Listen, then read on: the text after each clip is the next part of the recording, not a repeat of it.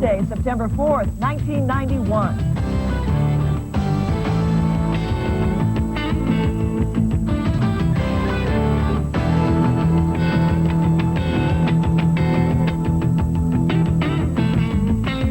On this E.D.J., after 2 years in prison, Ike Turner is free at last. Hey, where's the car? I'm ready to go. Right here.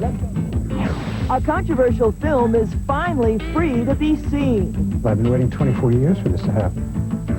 Television goes a la carte as pay-per-view competes with free TV. It'll be every place.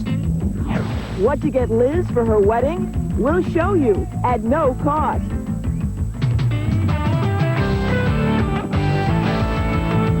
Country music legend Dottie West died today. Please release me, let me go. The singer-songwriter, winner of country music's first female vocalist Grammy, died this morning of injuries suffered in an auto accident Friday night. West was on her way to perform at Nashville's Grand Ole Opry when a car driven by her neighbor veered off the road and crashed. West's career spanned 25 years and yielded hits like Country Sunshine and a series of duets with Kenny Rogers. But last year, her financial fortunes took a turn and she was forced to file for bankruptcy. Dottie West, dead at the age of 58. Only once in the nation's history has a movie been censored for reasons other than obscenity or national security. That movie was Titicut Follies, a 1967 documentary exposing conditions inside Bridgewater State Hospital for the mentally ill in Massachusetts. Today, after 24 years, a court order banning the film has finally been lifted. Peter Quinn-Hackis has the story. The documentary got its name from the hospital's annual Christmas show, the name Titicut referring to an Indian tribe that used to live in the area. But in contrast to these pictures, most of what the documentary exposed was not pleasant. Come on, Jim. Come on, let's go wash up. The film showed patients being kept without any clothes, put in filthy cells without even a bed. There were beatings, forced feedings, and rampant over-medication. But soon after the film's 1967 release, the Massachusetts Supreme Court slapped an injunction on showing the documentary, saying it invaded the privacy of the patients because many had not signed release forms. But filmmaker Fred Weissman says it was a simple case of embarrassed officials. The real privacy that was invaded in this film was the politicians' privacy, because if they cared about the inmates, they wouldn't have kept them in the condition that the film shows. Uproar over Titicut Follies helped bring reforms, and in 1974, a new Bridgewater prison and hospital facility was built. But when 5 inmates died at Bridgewater in 1986 and 7, Weissman started new legal action to release his film. This time, he won.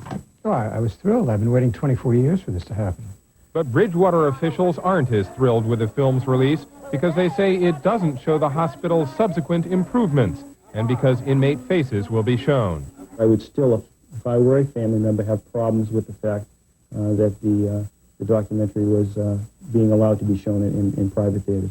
I'm glad the ban's been lifted because Bridgewater was like a concentration camp. One former patient, who for privacy restrictions we'll call John, says he was ecstatic when Weissman's crew showed up. When I saw the cameras coming, I ran out there. The doctor brought him in, and so I figured that was my chance to have a say. Now you give me the same story again. We are going to help you. Just may I ask just why I need this help that that you are literally forcing on me? I'm not forcing anything. Obviously, I talk well, I think well, I am well, and you are ruining me. Long since released and now a security guard, John says the film helped bring much-needed change to Bridgewater. As for Weissman, he says the court ruling lifting the ban is a win for the public. Because if we're going to be responsible citizens of the democracy, we really should know what's going on. Weissman ran up more than $200,000 in attorney's fees in his legal battle. He says he doubts he'll ever see any profit from his film.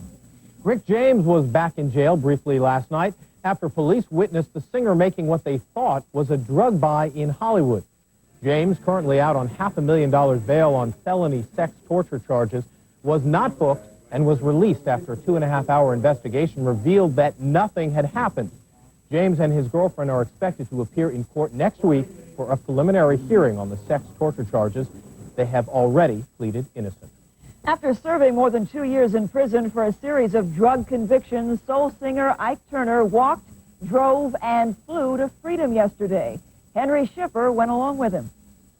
Hey, where's the car? I'm ready to go. Right here, let's go. After 25 months behind bars, Turner walked out of this minimum security prison in San Luis Obispo, California, a free man and, he says, a changed man. Waiting for him at the gate, his 32-year-old daughter, Twana Melby, and her mother. It was an emotional family reunion and a quick, giddy getaway from prison to what Turner hopes will be a rejuvenated career. In the words of his most famous record, From River Deep to Mountain High. You don't know what freedom is until you come in there. You got no freedom. When you go in there, you got no nothing. Out here free. Does that feel good? Oh, yeah, buddy. Real highway. Ooh. It's likely to be a long, hard road back for Turner, a major soul star of the 60s and 70s, who with wife Tina enjoyed a string of gritty hits and delivered live shows of legendary intensity. Turner's long slide began in the mid-70s when it became obvious he had a drug problem, a problem that did much to destroy his marriage. While Tina went on to enjoy spectacular success as a solo artist, Ike sank more deeply into cocaine. By the early 80s, he was making headlines not for his music, but for getting arrested. All told, Turner was busted 4 times, always for possession of small amounts of cocaine. He seemed stunned in 1989 when he was sentenced to a 4-year term for those transgressions. Today, he seems almost grateful for his years in the pen. I got my priorities in order now. What's number one? Number one is my career.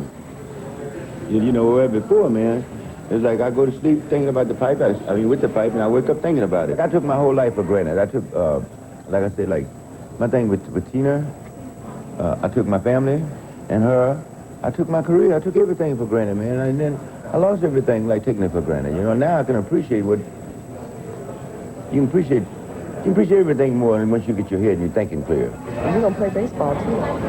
We're going to go to the beach. Yeah, beach. And we're going to go to the park. Okay. All those things you never do. Whatever you say. Okay. My father's not a stupid man. Only a stupid person will get out, go through something like this, have the freedom taken away, and then anticipate going back to it, you know? So, and he's not.